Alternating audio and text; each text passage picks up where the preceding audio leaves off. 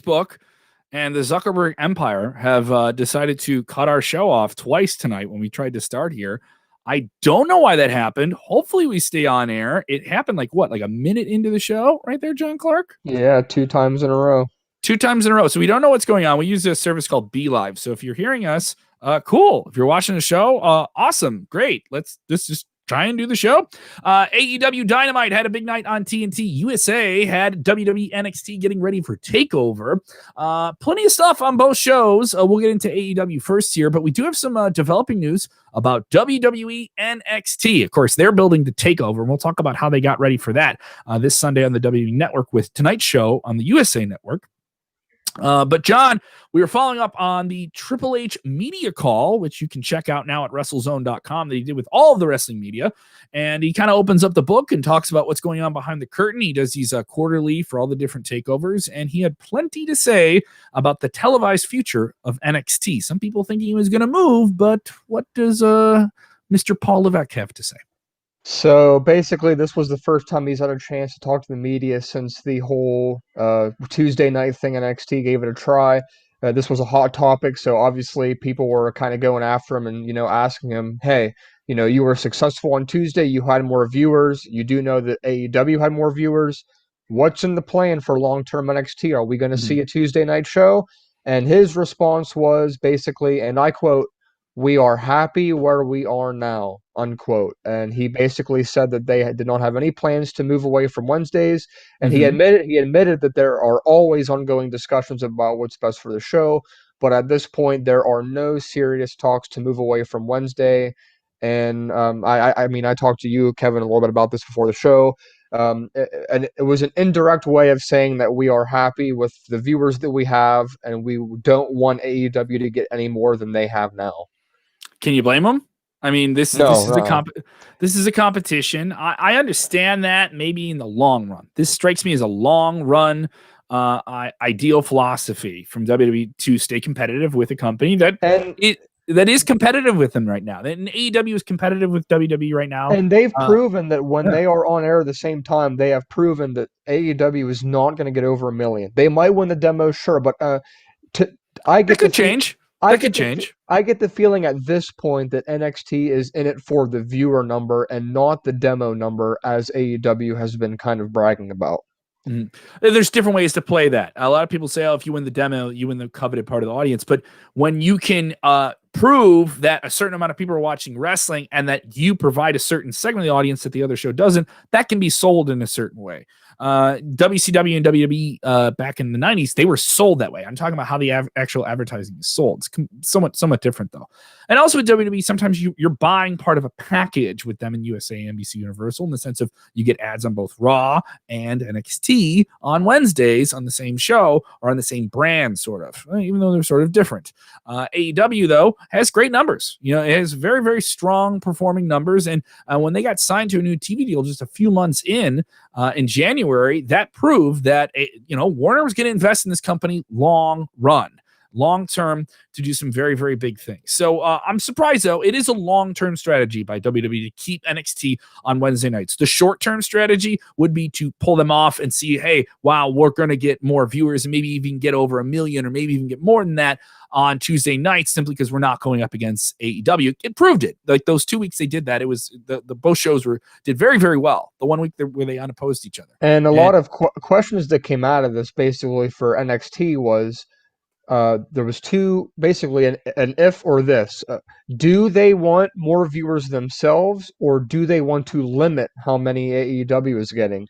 And the answer that Triple H gave implies that they are more focused on stopping AEW from growing rather than trying to grow themselves. It's worth noting he didn't say that directly. No, but he did not say this. I mean, if you follow the industry, a lot of people that follow us that cover this, that's what you're interpreting it. You know what I mean? That you're interpreting it like we want to stay in competition with AEW.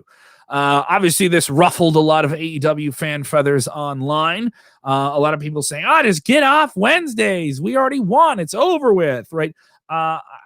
It's not over until one of these brands is done. You know what I mean? That to me is, hey, if we want to determine like who wins a war, that's how it's done. But I don't get the AEW fans that always say, well, if we move away from Wednesdays, it's like we're giving up. I mean, you've been winning. Nobody thinks you're giving up if you move to True, Tuesday. and also it's worth noting that AEW didn't want to be on Wednesdays. They wanted to be on Tuesday nights. When they started this project, Warner Media wanted that show on Wednesday nights, and NXT saw it as something where they didn't want a new brand on a major player. It's worth noting that TNT is a major player to enter the market, and they did, and they won head to head. That is the biggest story of 2019 by a long distance, is the introduction of AEW as a major player in the wrestling business. Now, a lot of people say, well, is this show competitive with Raw and SmackDown? In some demographic areas, it is. And AEW, I think, appeals to people because it looks like big time wrestling, has some names they know, has some fresh faces they've heard about and want to see more of. And you can find it on a channel. It's not hard to find. Doesn't it make you a little curious to see what would happen if they moved to Mondays? Are you interested to see where the ratings would fall? I've heard some people. I've heard that. I've heard some people say it because you have Raw this week upgrading their audience by 250,000, a surprising number considering they're up against a big NFL football game. They did about 1.9, and they did lose some numbers from the first hour to the third hour, but retained more than people were expecting considering a big football game, a lot of news coverage going into the debates on Tuesday night for the presidential election. So and obviously WWE didn't perform better than those shows, but competitively. But that number is a 1.9. You're looking at AEW doing around a 1 point number. They've done it. They'll do it. I think they'll do it again. Possibility they may even do it next week with the matches they've announced. So this number is we're going to talk about this week's show, guys. Don't worry. This is interesting. This is interesting move by WWE to say point blank, we're staying in this fight. And also, I think with the WWE, people haven't seen this yet. We're coming up on the Survivor Series. So you're going to see the brands blend a little bit. I think you'll see a Roman Reigns, you'll see a Seth Rollins, you see a Rey Mysterio, some of those big names from Monday Night Raw, if they still stay there with the draft in a few weeks, appearing on NXT. This is the time when they'll blend those three brands for a few weeks, and NXT will get a rub. Now, will that be bigger than what AEW can do after the Full Gear pay-per-view at the beginning of November? Only time will tell. I mean, both shows are really competitive, but AEW certainly has the edge right now. That's undeniable. They have that right now on Wednesday nights, but NXT's giving them fight. And I'll say this to any AEW fan, they can lose.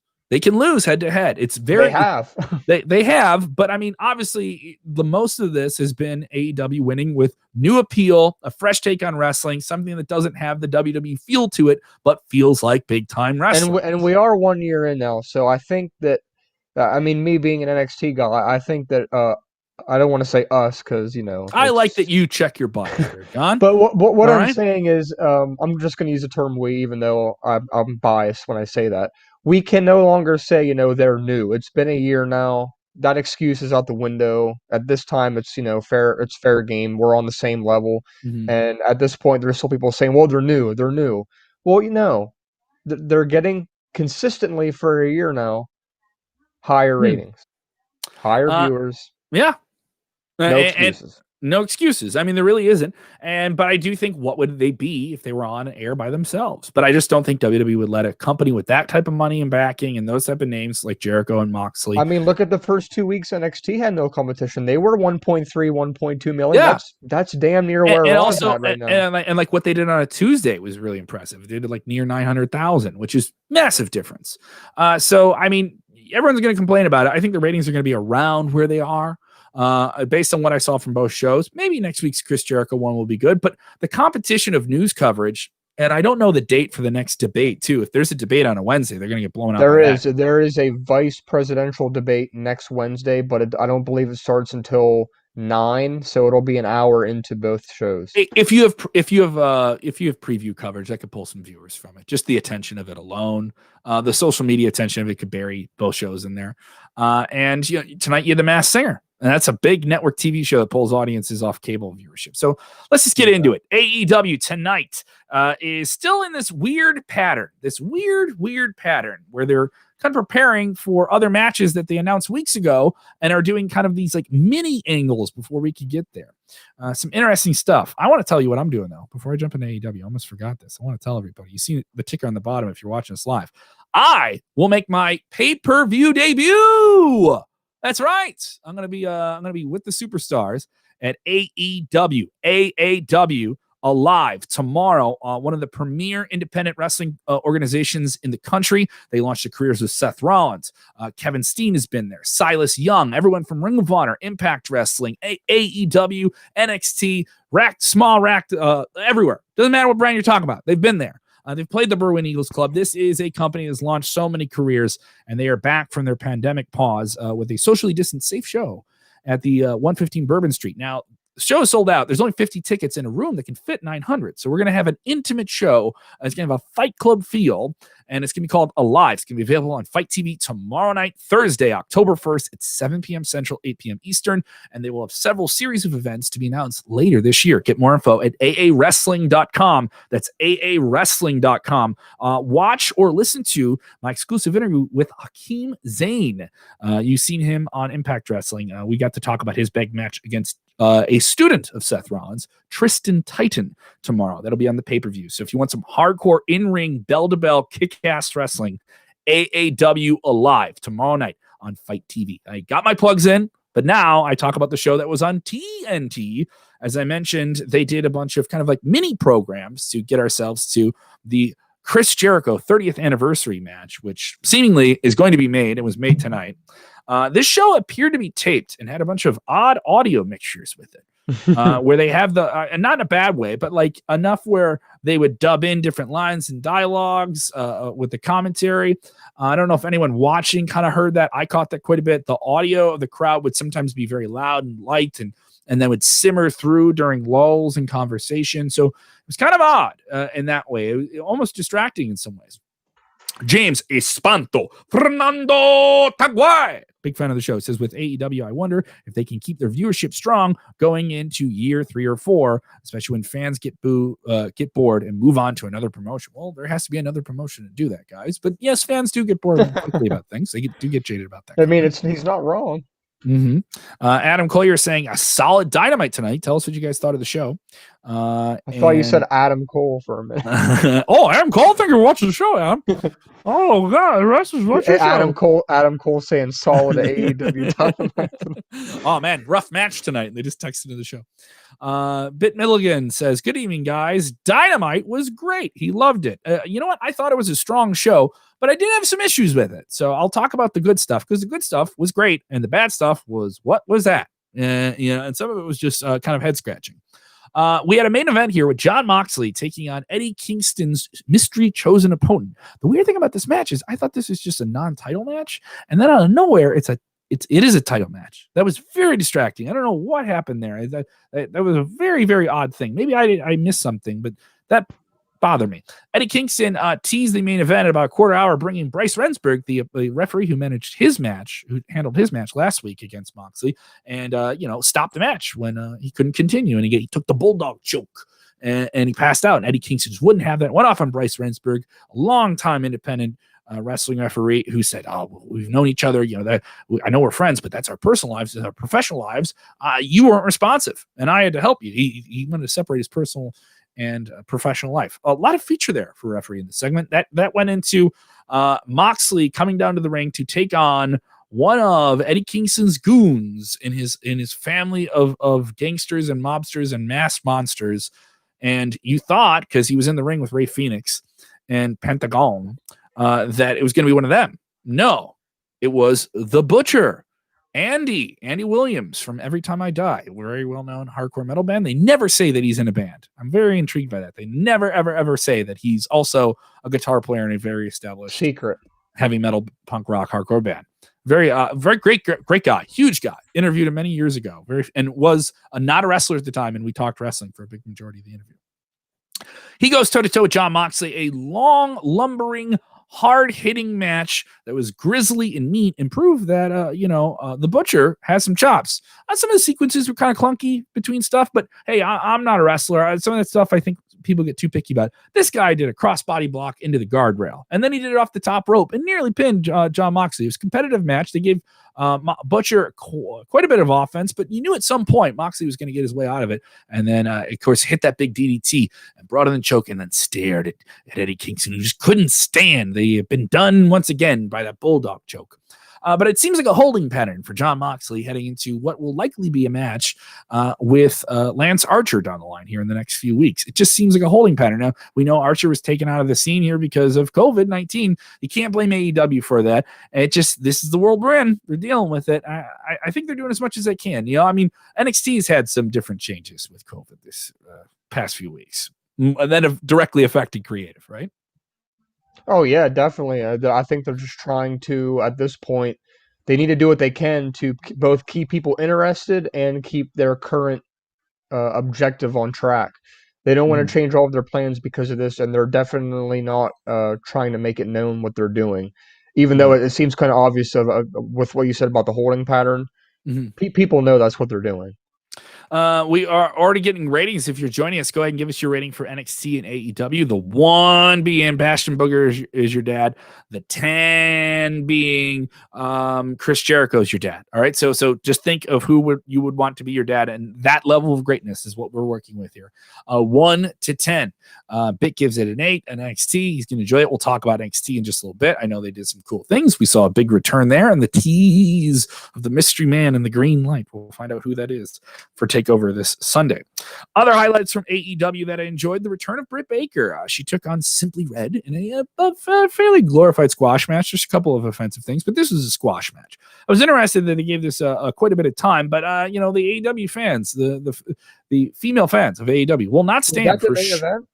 No, that was near the main event. It was like second to end. But this is one of my thumbs up on the show. They made Britt look strong, and they brought her back and made her look like a big kick-ass wrestler who takes no shiz from nobody and will hurt you with that lockjaw. So she's still a heel. She's absolutely a heel. And this is just to remind you that she can kick ass, just reprogram her. She was on the injury for a long time. They did the thing at the last pay-per-view, the kind of goofy in the fighting the dentist office match, but there was very little physicality by her in that. A lot of running around, but I mean, she wasn't all there coming off this knee injury. She's the most charismatic female superstar they have. Certainly has the most star power that kind of comes off the page of anyone they have in their women's division. They did some stuff earlier in the night during a breakup brawl that involved some of the women like Brandy and Anna Jay and Nyla Rose taking out some people, and that seemed kind of confusing, so it wasn't exactly clear where they're going with all the different stuff because it was going on while another men's breakout brawl was happening and being broken up. So that was happening, but this is clear cut. She's back in the scene. You have Thunder Rose, who's the NWA Women's Champion, floating around there. You have Akira Shida. I think a triple threat with all three of them would be a fantastic match. That's where I would like it to go, though that wasn't teased at all. That's just me spitballing the match in AEW with the women that I want to see play out. Other highlights: I like the 20 minutes of greatness. You got 20 minutes in the ring with FTR, and FTR took on SCU. But before this match, we had a very odd segment. The Young Bucks are now heels. Do you know that they are heels now, John? And they do heel things like throw money at people they attack. So FTR is cutting their promo, calling the Young Bucks Dave Meltzer's favorite, and they mentioned Dave Meltzer and how 5 stars don't mean anything, and they just look like glorified backyard wrestlers. A lot of inside terms. If you're a hardcore wrestling fan, they did a lot of weird, obscure terms on tonight's AEW. And the Bucks enter the fray by super kicking Tony Schiavone, who's doing this interview backstage. Poor Tony Schiavone. What happened when he got kicked in the face? And they do their bit where they throw money at him. This is a funny bit. And it was interesting that they didn't attack FTR, teasing that match at Full Gear. And that match hasn't been made, but the roles are very odd because the FTR are heels, and they did some heelish stuff in their match tonight. But Young Bucks are heels, and I want to cheer the Young Bucks. I don't want to boo the Young Bucks. I don't know where they're going with this. I do. Where do you think they're going? I mean, are they just going to turn babyface again before the pay-per-view and keep things wishy-washy? Because they want to do that, but I don't know. It just seems it's off. This is supposed to be a dream match. FTR versus the Young Bucks. You should be super pumped about them even teasing this match. I didn't see anyone freak out about this match even being teased, and they've been talking about it. But now you have both teams on camera again for the first time in a while, flat out talking about it, though they super kicked Tony Schiavone. It seems like it got distracted by an indulgent comedy bit, which is my number one problem with AEW. They just want to indulge in things that I don't think sometimes completely progress the storylines. And I think they are trying to make this unpredictable, but they're doing it in a way that's making it not really make sense. It's convoluted. They're getting what they want, but they're not doing it in a way that fans are necessarily really flying through the roof and excited about, and it's just it's a win-lose for them because either, they're getting their way and fans have no idea what's coming, but then the lose end of it is fans are kind of confused with the whole thing. They have no idea where this is going. And I mean, if we have bigger crowds and you could get more of an organic reaction to what they're doing, I think it's, especially with those big popular acts that have a relationship with a lot of fans, they're a selling point for AEW, the Young Bucks, they're franchise. And is that players. where you think they're going? Do you think that one of those groups are just going to turn into a face? I mean, FTR aren't turning babyface anytime soon. I mean, if you saw the way they're wrestling, they have Tully Blanchard from the Four Horsemen as their manager. And so later on tonight, they did this 20-minute challenge match with Death. You got to go 20 minutes with them, and they win. They win the titles. They retain the titles if you can't beat them in 20 minutes, right? All right, fine. They want more title matches on TV. So, which that's pretty long for a match. 20 minutes is pretty long. No, they didn't go 20 minutes. They got pretty close. I know they went well past 10 because they made a big point of saying that they were halfway there. But this one was a lot of old school stuff the FTR likes to do, and Tully Blanchard being involved with it. They got Christopher Daniels. Like they did the whole bit where they ran towards the ropes where Christopher Daniels was seconding his men off ring, and they did the trip bit where they trip, but Christopher Daniels didn't do it. It's an old bit that's been done by tag team wrestling with managers and different stuff. So Christopher Daniels gets thrown out by the referee. He didn't catch it, but it was in his line of view. So I got to throw him out. Yeah, you're gone. It was very clever. This kind of pulled into the second segment of the match.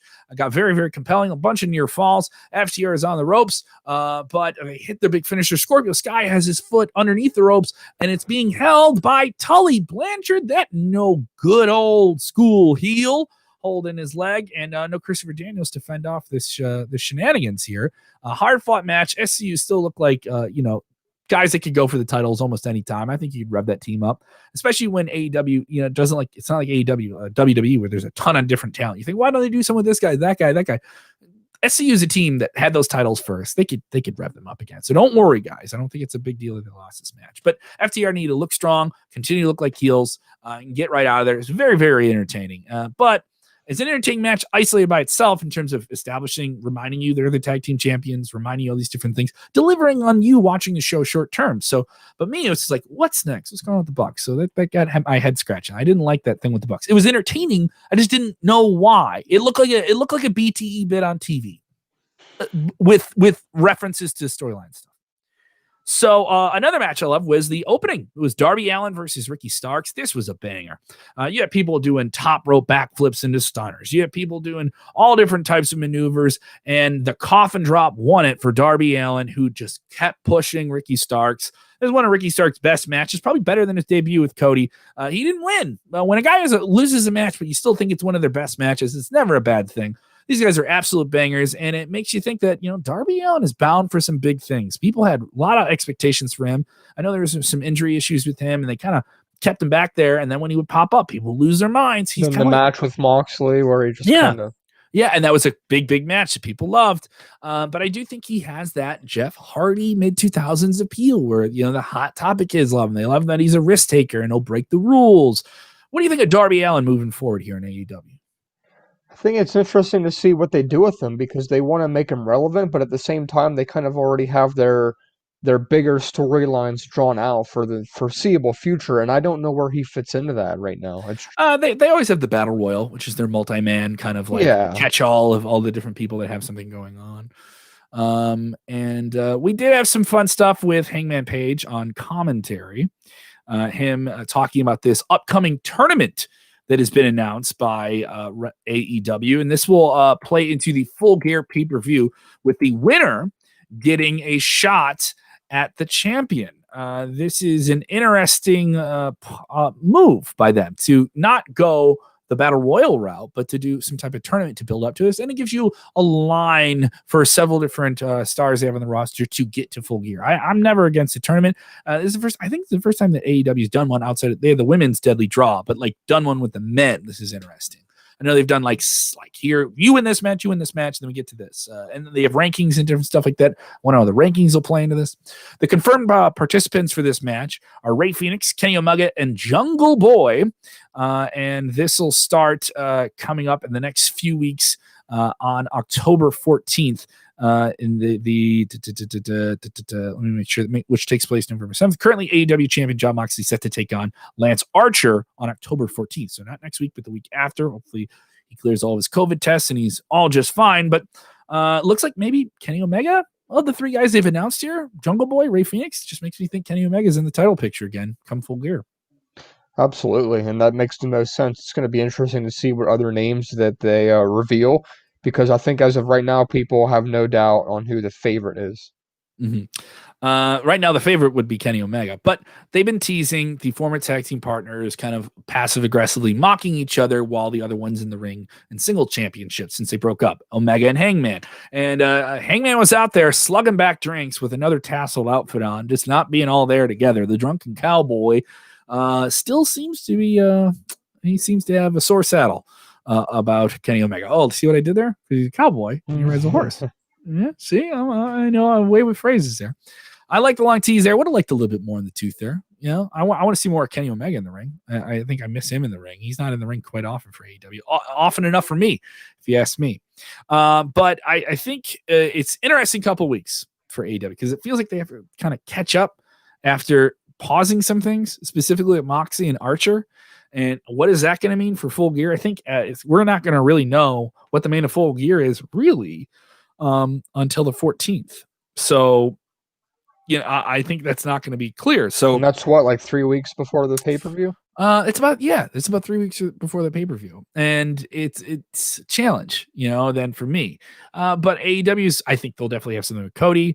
We're getting Brodie and Cody next week. This was another big angle. I liked it. It did seem a little clunky of the matches, of the segments they've had. It wasn't the best angle. They did the pull apart thing. Cody came out with his new look, his new feel. Talk about him being on this new game show and how, why am I on the show if this guy beat me in 3 minutes? How am I even a star who can go represent AEW on a television game show if this guy beat me in 3 minutes? And he brought up the dog collar challenge and he said, no one's going to stop me and no limits will be kept. He did the big fun tease.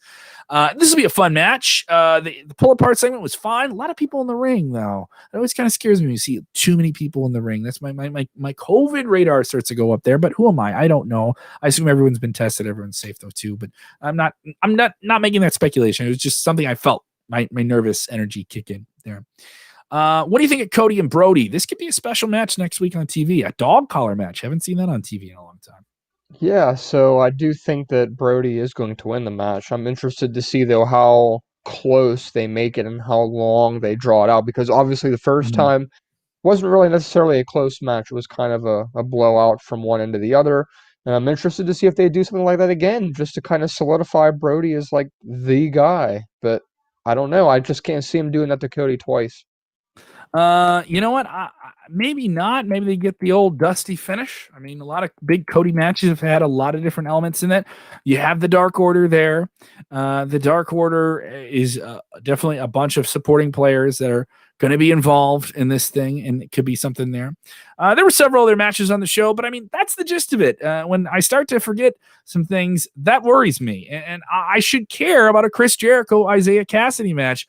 I did. They got me into the match, but something in the beginning, I was just like, it feels too easy that Jericho's going to beat this guy. It feels too easy. It should feel like a big deal whenever Chris Jericho's on TV. But once they started getting into it, and then you got the near falls, they got me. So it started from a match that was not getting me to a match that got me. So what do I know, right? It's one of those things where, what do I know? I love when I get worked. This is a very convincing match for Isaiah Cassidy to kind of push the needle, and to get a win on Jericho is something super, super special for a 23-year-old guy.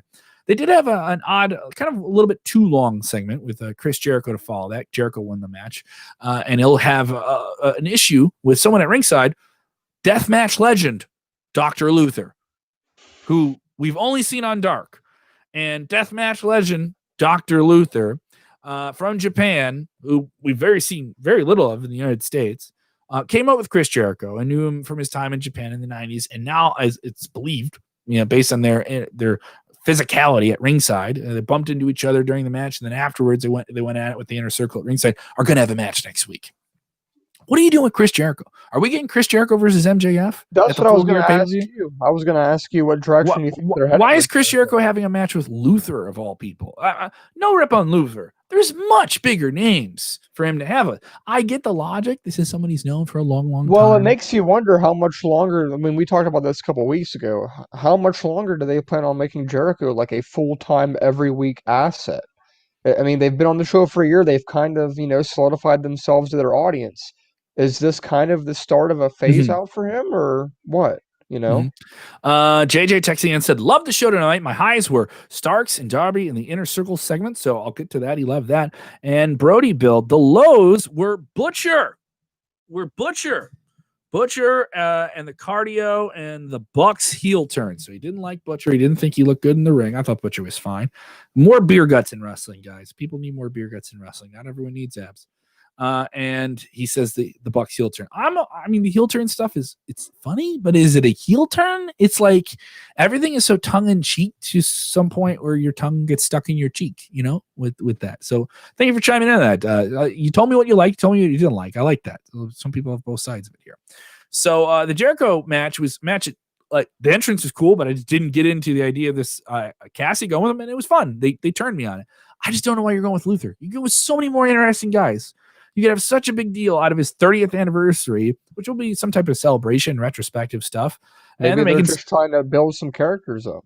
And maybe it's just a parlay into a bigger match, right? And you think they're going to do another Dr. Luther Chris Jericho match at the Full Gear pay-per-view? Come on. It looks like you're getting MJF, and it's odd because Jericho's a heel, but MJF's a heel. Does this mean Jericho's not a heel anymore and he's just a cool heel that can fight a not cool heel? Because we got a segment where MJF showed up and he wouldn't answer whether or not he would join the Inner Circle. He wanted Chris Jericho to ask him, do you want me to? And it was kind of funny back and forth, and they didn't have a special jacket that he got made for all the guys in the group except Sammy Guevara. So they alluded to this passive aggressively, like complimenting each other, but I guess this leads to a match, and maybe it does that next week, or maybe it's like a tag team match. I don't know. Maybe it's MJF versus the Inner Circle or something like that. They're interacting enough where you think something's going to happen with it, but we'll see. There's a lot. I don't know where it's going. I'm not saying I want it all simple on the nose, but it was kind of like that was a head scratching thing. Entertaining, but head scratching. I didn't have a clear idea. I'm not saying you have to make it dumb. Like, here you go. This guy gonna fight that guy. Don't you like this guy? Don't you want Barack? Like, I'm not saying I get shades of gray, but I don't know where these shades like rubbed up against each other by saying, instead of just saying, hey, you're a real shitty heel and I'm a real shitty heel. Are we great shitty heels? It was kind of like, all right, are you a tag team then? Like that type of thing. So that's my take. I thought AEW was pretty darn good tonight. Not the best episode of the show. Some matches were okay, and some matches were great. If you want to see some, go see the 20 Minutes with Greatness FTR versus SCU Tag Team, and absolutely see the match of the night, Darby Allin versus Ricky Starks. They stole the show. I'm looking forward to what will happen with Darby Allin moving forward. And Ricky Starks doesn't have anything to worry about. Next week, we'll get Lance Archer and more reveals with that, building up to the 14th. Moxley will be on the show as well. And we'll get Cody versus Brodie in a dog collar match. I think that will do quite well. Almost a pay-per-view match on TV. They're known for doing these now. And maybe even lend itself to something at Full Gear. So pretty good episode of AEW. What happened over on NXT? They got TakeOver this Sunday. Yeah, so we get the show kicked off, and one thing that I want to mention about NXT before we get any further, you mentioned this briefly earlier. They returned with the green video package with a mystery superstar to return to keep this in mind. It is return, so they are using the word return as if we've seen this person before on Sunday night, and we learned that this person will have a motorcycle. So there is a motorcycle, and the speculation has brought us to two people. One, people are thinking maybe Bo Dallas playing a new gimmick of his Marine 5 character. And the second that's a deep reference. Yeah, I know. The second one is us possibly seeing James Storm come to NXT. He's been very vocal about wanting to come to WWE. I'm not against this. I don't think it's a bad idea. And then we've had, people going to the extreme saying it's Chuck Palumbo. I don't think it's Chuck Palumbo, but I don't think. Why would he return to NXT? Was he ever in NXT before? Did he ever do any there FCW was stuff? no NXT. I don't think when Chuck Yeah. Palumbo was No, there. I mean he was there like right after he was there like But early 2000. I don't think James Storm was ever in NXT, was he? No, Unless I, he was was. he? He had a very very brief Okay. like So one or two episodes of the network TV show a few years ago. at this But he didn't point, sign with the company. He just didn't sign with the okay. company. Yeah, see, at this point, I think that it is James Storm. I've Uh, heard Bo I mean, Dallas. I've heard we've Neville. we've heard the story being developed over the past few weeks that James Storm, the Cowboy, Impact champion, guy who's had just finished up his run with the NWA, got out of his deal with them. That's been known for a couple of weeks. We did an interview with him. It's up now on our website. Go check it out on there. And while we're interviewing him, we start to learn some other things. This interview ends. He says kind of like something's going to come out soon that's going to make more sense about what I'm talking about him doing some big things in 2019 that just didn't kind of come together. Right. And one of those things was him coming to the WWE. I'm surprised if James Storm comes to WWE that he's positioned on NXT. It's a very, very clever move. And we all know the news about before COVID, he was supposed to be there. They had a verbal agreement, but nothing was signed. And he hasn't heard from them since July is the last thing we heard. Yes. So very well could be him. It would make sense to be him. And I think that the way they've been touting this, it can't be somebody like, say, Karrion Kross just making his return. It has to be somebody relatively new and fresh. And I think that's what we're going to get. Some fans agree with you that it indeed could be someone like a James Storm. Jeff Group got texting there as well. If you're watching the show, go ahead and tell us who you think it will be the mystery man that returns here, and tell us what you thought of this week's WWE NXT. It's interesting that they're kind of teasing a reveal at a pay-per-view. That is such a hardcore week-to-week fan thing to do. TNA did that a handful of times, and sometimes it worked and sometimes it didn't. But it is such a let's do it on the pay-per-view. We have the network. You got to get behind the paywall and see the big reveal, and you're going to want to know, and it's going to be one of those things you don't want spoiled. People would not want that spoiled more than a match. Like they you know what I mean? Like those are those hardcore fans. Fans want to see who the mystery man is. It's never a broken concept. It just kind of always works. Yeah. I don't know why. Yes. So more NXT tonight. Two good promos that we got head to head coming up this Sunday. The first one we got was a promo with Santos Escobar and Isaiah Swerve Scott, and they did this in a debate format. So they were obviously trying to mock last night's debate with the Scott on one side, Escobar on one side, doing the whole, you have a couple minutes to speak, you don't interrupt them. They were playing on that. And it was a very good promo back and forth. And NXT TakeOver has a strong card this week, but you have to agree that this cruiserweight match is probably the weakest on paper on the card. So they really had to kind of make this one more interesting to the fans. I mean, and that's a setup gimmick. Is just like they'll do that sometimes with more undercard matches to give them a little bit more oomph. They've done this before. They did like the newly tag team game a few months ago that I absolutely loved. I thought was funny, and do these kind of like set game show type segments or the debate or on a talk show. WWE does it Raw and SmackDown. It's just to give it a little bit more flair, and they don't have to wrestle all the time to build to a match where you're going to see them wrestle. I always thought that's something with the cruiserweight guys that they need a little bit more of the sports entertainment. You're going to get great meat and potatoes, high flipping, high action here. Swerve's has some great matches with Santos and has kind of gotten his number. And if you just want that sports element, you're going to get it. So yeah, go ahead, throw some sizzle on it, man. Yep, so that was definitely a very good promo, I thought. But another promo that happened, which to me was the best promo that NXT did probably in 2020 so far, was the promo of Shawn Michaels leading just a face-off between Finn Balor and Kyle O'Reilly. This was a very good promo that ended without any punches thrown, without any voices being raised. It was just a good back and forth promo where basically Finn Balor said, listen, I know the hardcore fans know who Kyle O'Reilly is and they know he's the real deal. He addressed, he knows, the casual fans might not know what he can do in singles because he hasn't really been a singles guy in NXT. So basically Kyle O'Reilly said, He's going to defeat Finn Balor because he's the underdog to everybody, but he knows he's not actually the underdog. And basically, the way WWE presented this segment was, very, very good. They respected each other, yet at the same time traded barbs.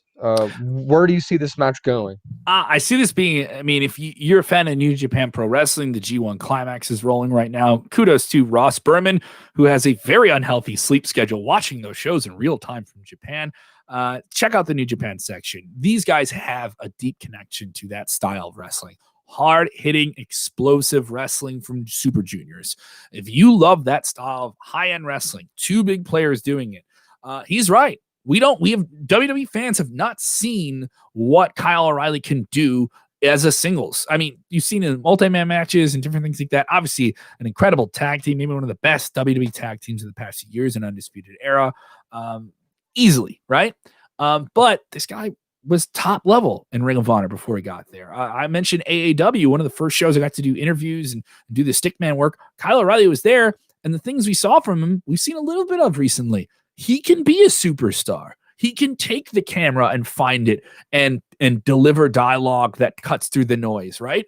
On top of that, I mentioned this guy's from New Japan. You don't just say you're from New Japan. No, he's a New Japan guy. He has that level of pedigree. He could walk into the Tokyo Dome and get all of Dave Meltzer's stars. We have not seen that ceiling. And I think what this match is, something makes me think Kyle O'Reilly goes the distance with Finn Balor, but doesn't get the belt off him. That's the way I see this. I agree. Yeah, I agree. But you get a great championship match. And they remind you that if you want pure wrestling and you want your great, fantastic matches, don't forget. This is the place to go. Remind you, because a lot of NXT right now has a chip on its shoulder. Has this big chip on its shoulder where it's like, you know what? We know we're better than another show. We're better than Raw and SmackDown, but we don't have the audience. But God damn it, we're going to come up with a pay-per-view that is going to build on what we saw last week from the main roster, right? NXT is built in a way for the people that are dedicated to it and like it more than Raw and SmackDown within WWE, or like it more than AEW, is that it's always fighting that. And this is a match that kind of plays in that idea. Like, you always knew Kyle O'Reilly could do it. Why aren't they doing anything with him? I'm a hardcore fan. I bitch about WWE. Yeah. You're getting this. If you get this and you bitch, you just want to show up to bitch. Unless something happens and these guys go out there and unfortunately, shiz the bed. I don't expect it. Hopefully no one gets hurt. Hopefully nothing goes off the rails. Maybe there isn't a dusty finish. This is designed to be a straight up wrestling classic with a guy you always knew could do it. And now you get to see him try to do it. It's very sports oriented, and it's probably more sports oriented than most of the things we maybe saw, and most of the angles, not all of them, from AEW tonight. I'm into it. I'm down, man. I thought I predicted that Kyle O'Reilly would come out of that gauntlet. I was like, they always could do something with him, in a tag team that he stands out as a single. So yeah, I'm down for it, man. What do you think happens on Sunday? So I think that what you said is going to happen is what's going to happen. However, if you remember the past couple of weeks, we kind of floated the idea around that maybe this is when Undisputed Era turns on Kyle O'Reilly. Mm-hmm. However, unless they are planning on pulling a major swerve with fans, I do believe they debunked that tonight when, during the show, Adam Cole came out to the ring. He cut a promo and he pretty much said, listen, people are trying to stir the pot. People are trying to say that we're no longer strong. And he pushed Kyle O'Reilly to the moon in front of the camera, and he said, listen, if he wins, we fully support him. We are on equal ground here. And then, of course, he calls out Austin Theory, who was one of the biggest ones to stir the pot and say, listen, no, if Kyle O'Reilly wins, Adam Cole, are you going to be upset? And that's when Adam Cole comes out and says, I'm not going to be upset. So it leads into a match. They've had history and evolved before. These two have went at it before. And Adam Cole comes out with a nice win. Austin Theory continues to lose, yet be a prominent role on the show. Take that however you want. He's lost a lot of matches. Fun little matches, right? Yeah, he's been featured every week. He's been featured every week, but he's losing all the time. And he's always getting like big feature matches. He had like a title match, a North American title match last week, and he lost the 2 weeks prior. It doesn't make that's the booking with him. I don't get and the people are saying like, oh, you're a really talented guy, but you have a stick up your ass or something like that. Like you think you'd entitle this because you came in with this hype. He did. He came in with a ton of hype. People said, oh, the next John Cena, it's Austin Theory, right?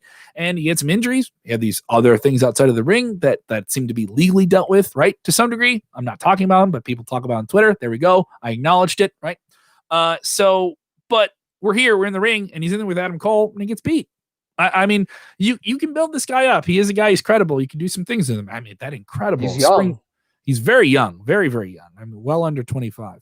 And we haven't seen what he can become, but that's like that springboard drop kick he did tonight was absolutely incredible. Like from the middle rope, I've only seen a couple of people do that, and it never looks like super clean. He did that slick, I was back on his feet. Very dynamic performer. Reminds me a lot of Ricochet in terms of like his ability to be explosive with speed into maneuvers that just it almost looks like fluid motion. It was very, very good in that regard. But Adam Cole's Adam Cole. People are just waiting for him to go to the Raw or SmackDown. And he kept bringing up the O'Reilly thing, right? Are we getting a breakup? Is this Balor O'Reilly match just a setup for the Undisputed Era to break up? Because Cole couldn't take someone else winning the big belt, and he's going to turn on his faction buddy. I'll tell you what, if they want to keep Adam Cole in NXT for a longer extended period of time, this is the way to do it. This gives him something to do for quite a bit of time. Mm-hmm. And I honestly think if we don't see a breakup in the next week or two, he's getting drafted in a couple weeks. And I know a lot of people, I mean, especially Robert, who joins us a lot of the night. Yeah, we have Ray Garza's texting us in about this as well right now, saying he'll be a part of the draft. And I do. I really do think that, I mean, obviously we're going to have at least somebody from NXT drafted, but right now I'm talking specifically about Adam Cole. And I do believe that he is needed on the main roster. But it just sucks because I really wanted it to happen in front of fans. But there's so many unknowns right now that we already saw them pull the trigger on Sasha Bailey, Roman heel turn. Like, at this point, they know. They understand, and they're just pulling all the triggers they want to pull, and they're not waiting for fans. They come back when they come back. And they come back when they come back. And that Roman angle, I'm still feeling it. I rewatched it the other day. It was great. It was just the dialogue. I rewatched just those scenes. It was great. Yeah, so the woman featured a lot on NXT tonight. I wanted to get into that. So we had the show actually opened with Shotzi Blackheart and Dakota Kai. Very good match. We also had Gonzalez and Ripley in there as interference. Basically turned into a big cluster. So, you have those 4 women featured there. Later on in the night, you also get, we saw a match between Kaden Carter and Xia Li. And that was a very good match as well. Again, they continued this thing where Carter offers, Lee a handshake at the end, and Lee shoves her and walks away. So this is the second time in a row that they are kind of teasing her to be a heel. And this is obviously the sort of a heel turn, which would be really her first character development since she's been in NXT. And I don't want to make fun of her. I don't want to say anything bad, but she has kind of been the forgotten, Japanese Asian character when it comes to WWE. Asuka, Io Shirai, Kairi Sane, they have all been more prominent. Yeah, it's a very good point. And I think this is the perfect way and they have all been faces. Think about this. Asuka, Io. I mean, Io was a heel too, but now she's a face. And to really have a nice prominent heel and potentially somebody down the road for Asuka, this is a great start for her, I think. And then again in the main event, which I want to talk about the main event because it was a very good mixed tag match. Io Shirai, Candice LeRae, preview of this Sunday, and then Damian Priest, Johnny Gargano, preview of this Sunday. They're still pushing the thing about, are we going to have the first couple as champions? Kevin, I know you said that you think that that's what we're going to get. Do you stick with that after what we saw tonight? Because usually I don't see that. I don't see Damian Priest moving the needle as a champion. It was fun on the last pay-per-view. He's a guy who came in, Punishment Martinez from Ring of Honor and various lucha organizations with a lot of hype. And I'm not saying he isn't there, but the character is, I party, dude. I'm a party guy. Like I went from a kind of like an Archer of Infamy, and I'm an infamous party guy now, which was odd, and it made him seem less serious than when he was there, and he was kind of a little bit more callous and calculated. And allusions to the occult, but they have enough occult characters. You know what I mean? They have enough dark, creepy characters. So gotta get them away from Bray Wyatt and all that stuff. So you gotta get their own thing. I think they're gonna do this slow. And I think that only one of the two are gonna win a championship, and I think it's gonna be Candice. And maybe Johnny feels less of a man because his wife's a champion. Yes, and I think this leads into they're becoming like that comedy act in a way like that too. This leads into a more physical Johnny Gargano, a more shall I say dangerous, more pissed off. Mm-hmm. And I think that at whatever they're going to call the Survivor Series edition of Takeover, which will probably be the next one after this, that is when I think they both have, championship gold. It's interesting. That's a good take, and because they don't have to do it all in one night. You know what I mean? Just so you mentioned the Undisputed Era thing. They're like, we got to remember, guys. They have week-to-week television. People think of the same thing with Raw. Raw now, because there's so many pages in a story that Raw has to tell. They got to do so much in one night. They have to do multiple weeks of different television. Yes, you would see in like 1998 the way it would play out. Now plays in one episode of Monday Night Raw. So stories to you seem much longer than they actually are, or sometimes are long because we have so much TV to fill. With NXT, I like that they don't have to pace the story that way. You mentioned this is right. They don't have to go with the power couple gets everything right away. Maybe the power couple gets everything in just a little bit, like they did with Sasha and Bayley. They didn't drag it out. They just teased it and stretched it out just a little bit. Didn't get past their patience. But this is something interesting here. I was thinking maybe Johnny Gargano gets the North American title off Damian Priest. Io Shirai, this is I think the most predictable match. Candice LeRae is getting that belt. This is her crowning moment. She came into WWE with a lot of hype. She hasn't had a title yet. There's no way she gets out of NXT without a belt. Well, that's what I was going to say. Coming out of Clash of Champions, if you look at the match card, every title in WWE is defended. Obviously, with the COVID situation, there was 2 that weren't. But if you think about the match card, only one championship actually switched hands. And if you want to even call it that, because Sami Zayn was already self-declared champion. Mm-hmm. You can't do the same thing at TakeOver. You have to have a championship switch hands. And unless you're going with Swerve Scott winning the Cruiserweight belt, Candice has to be that one. And I'm a little confused because if you remember last week, NXT had the start of what was supposed to be a tag team mini tournament where the 2 winning teams were supposed to have a match. That didn't happen tonight. COVID related, maybe, or who are we to speculate? But still, that was supposed to happen tonight. And it didn't happen. That very weird, like, let's get all the tag teams and mix around the teams and say that this odd pairing of and they did it, and they made it. They knew it was convoluted. They made it a joke into like explaining it, which I thought was funny when Danny Burch had to compare that to William Regal. This makes sense that it was COVID related. Some of those guys and some of those teams do have it. Some of the guys don't. They're quarantining people. Another thing, before people rush to this, I've been saying this on the show. And this is us following up with people we know related to this situation. They're not telling us anyone has COVID, but they're saying it's being done as a precautionary measure. It's being done as a precautionary measure. I really think this is just going to end up leading to a championship match on regular TV. It's going to be a tag team match between Fashion Police, Breezango, whatever you want to call them, against likely Undisputed Era in a couple of weeks. And I really think this is going to be the perfect chance to somehow tie this into if they end up breaking up. This is the perfect way to integrate that into everything. So all in all, NXT, pretty good show tonight. Very good. 1 to 10. What do you give it? Come on. Come on. Did it sell you on the pay-per-view? Because you never gave me your rating yet for Dynamite. For Dynamite. Oh, I'm sorry. We skipped past it. My rating for Dynamite, I give it a light 7. A light 7. It's just a dusting of 7. The matches were good. Nothing really broke through. Oh, wow, this is the best match ever like they've had before. Everything kind of had a certain ceiling to it, and there's just a lot of mix-up in terms of what they have going on. Feels like they're in a bit of a holding pattern, but I give it a 7. But what do you give NXT? I give it a 7.5, dog. Oh, 7.5, dog. 7.5. The customary signature rating of John Clark, the 7.5 DAWG. So that is only when it's a 7.5, and tonight it was a 7.5 to me. I thought that they did a very good job of leading into NXT Takeover, which 31. This is kind of the first time they're just going with a number for the name besides the big 25, 30. Now it's just 31. There's no city they can name it after. Yeah. Well, this one kind of came out of nowhere because, like, we learned about this just a few weeks ago, right? And then we definitely thought they were going to wait until the end of October, close,er to Halloween. But I think this is kind of good timing because then this gives them their typical 2-month gap to the Survivor Series takeover. They kind of did this one and the last one, which was 30. kind of closer together than they normally do, but with, we're in a different time right now. So, I mean, I'm okay with it. I don't know if it bugs you that they're kind of closer together than they've ever been, but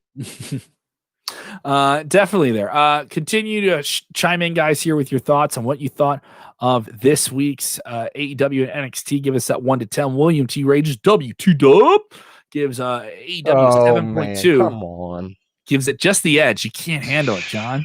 He gave AEW 7.2. I mean, he gives NXT a 7.1. That's an obvious jab. Like 0.1 better. Like it's not a genuine 7.2 and a 7. What if it's a genuine let's make AEW better by 0.1 because it was a better show. All right. So because you love your 7.5, dog. All right, John. What if he gave AEW a 7.6 and gave NXT? Well, he probably would have if I said it. He probably would have. That's just, listen, I got nothing against either promotion, but everybody has their favorite. Herbert Jakar gives both show. He gives AEW a 6, but he's going with the big dog, giving NXT a 7.5. Yeah, you're the unbiased one here, Kevin. You don't publicly take sides. I know in your head you do have a more favorite, and I don't know which one that is, but you have to have a favorite. Everybody does. It depends. If a show gets into a pattern and it's entertaining me more than the other one, that's the one I kind of enjoy. Like if they got me, NXT had that 5-week span where they beat AEW. And then all of a sudden it just went away. Yeah, and like the Iron Man match they had on Super Tuesday, like I love when the shows were on separate nights because I can watch both of them. Or I'm watching Twitter and kind of following along with going on with NXT. I watch AEW live. I'll watch NXT tonight, but I'll kind of know what I'm supposed to watch, and maybe I skip the parts I don't because you gave me the lowdown on what's a solid thing here. So if you watch the shows or you didn't, what did you think of the shows? If you're watching on demand, if you're watching our Facebook, like our page and also follow it. So that way you get the notifications exactly when we go live after Raw, after SmackDown. Okay, we're gonna give William a free pass because he just commented and said I'm a WWE guy. So he's so you're okay with that? Come on. Okay. Why are you gonna make it political? Why are you gonna make it political? It's just that the country is so divided right now, John, and you're making it political.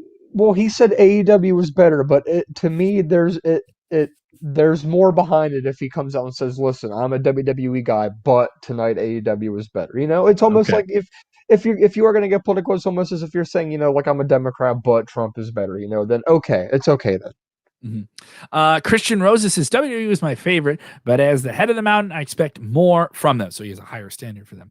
AEW has my eye a little now. I think, that's kind of where they are. They are the fun, sexy new thing on the block, on the wrestling block. So and you've agreed with us in the past. I mean, you've agreed that WWE is definitely held to a higher standard.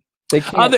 Because people have been watching it for decades. You know what I mean? It's the Disney of wrestling. It's held to a very. We talked about this a little bit on Monday Night with Robert. They can't really afford to make mistakes, and when they do, they get eaten up for it. Yes. And the same way, the way I've compared it to is the way George Lucas is hated by Star Wars fans and loved by them at the same time is the same way that if you get objective, you look at that world and you're just, maybe I like Star Wars a little bit. I've seen the movies, but I'm not in the world, right? But you always ask yourself, how come Star Wars fans hate that George Lucas? Because, he did this and he did this, and I wish he creatively didn't do that, and then he gave it to Disney, all these different things within that fandom. That same relationship of love and hatred is what wrestling fans have with WWE. I have to use this as what I call the perfect example, and I hope you agree. You might not, but look at how much flack that we are still getting for Velveteen Dream on Twitter. How much is Justin Roberts and Sammy getting from AEW on Twitter? Sure. Nothing. I mean, but those are related to legal things that I think people have very serious personal issues with, and they don't want to see those people on television. I think that's just a modern course of the way that people, specifically a lot of younger people, devour the media. They make that decision collectively, and that's what they want to see projected on their screen. And if they don't, they will continue to express themselves. I don't have a problem with that. And obviously, the people you mentioned there, you're like, well, it's a done thing. Like, thing is, it really isn't. So, I mean, some of those situations are developing. Even if they were both completely done and over with, no one would give it up. Yeah. I have a hard time believing that people would get off Velveteen Dream's case, yet Justin Roberts doesn't get anything at all. Justin Roberts does, but it just isn't much of pylon as we've seen with Velveteen Dream on social media. So we're always looking at the big warm stick in the shit soup of wrestling social media, and we're checking it. And yes, the soup is strong, and you are stirring it up, John. You are stirring it up.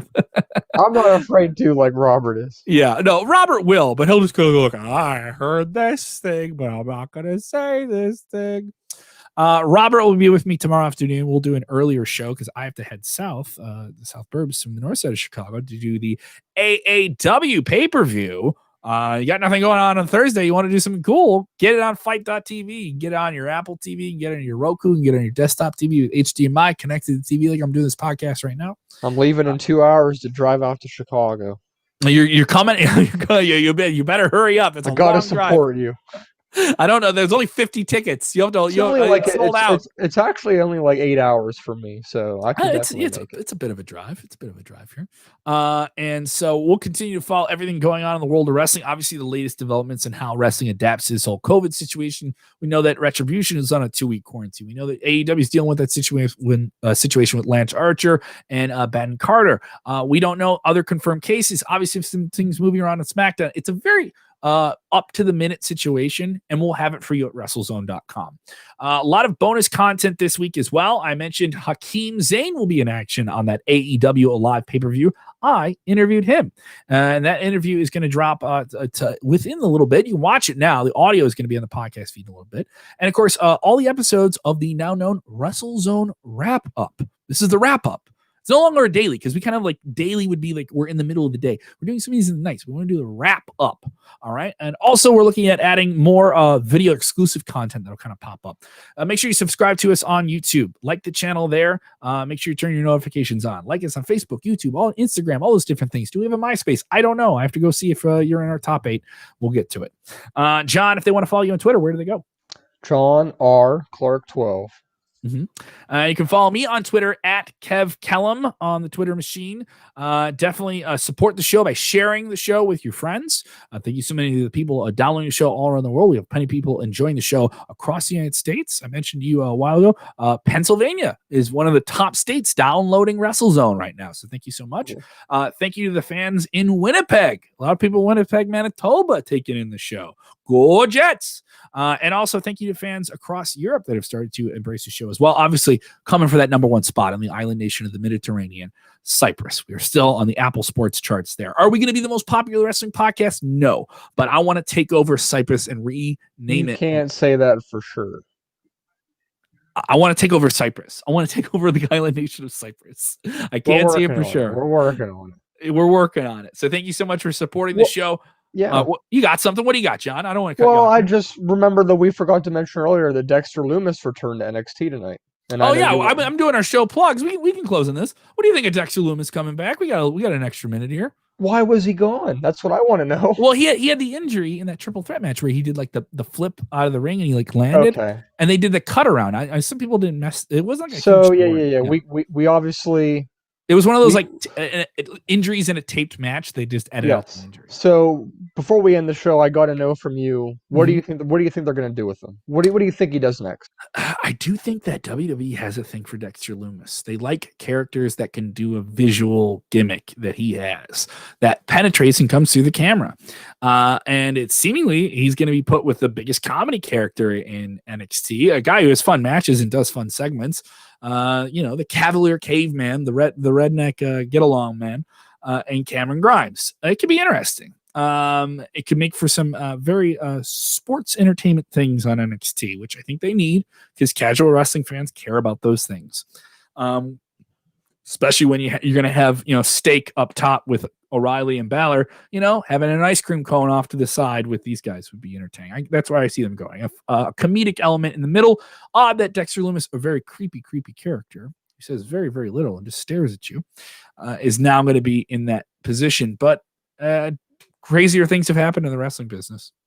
Absolutely. I'm interested to see where they go with it because, like I said, at this point, it's anybody's guess. We got people coming at you for that whole PA reference. You're in central Pennsylvania. Christian Rose is saying, come on, New York represent. I got nothing against New York. I just don't like Ohio. Okay, all right. That's where your real beef is. Yes. Thank you guys so much for supporting the show. As Saul and different viewers who watch the show all the time understand, when you sign it off, you gotta clear your mind. Okay, don't let the stress of the day get to you. Don't let the argument you had on Twitter about the work rate in this match and who is the best wrestler in the world. And I read this in the Observer. The best wrestler in the world is Phil Brooks. Always will be. Always will be. That's a whole nother episode we can debate, but that's a whole nother episode. Just putting that out there. Yeah. So it doesn't matter. All that stuff, all those debates, they're fun to have. But at the end of the day, just remember, when watching wrestling, enjoy wrestling.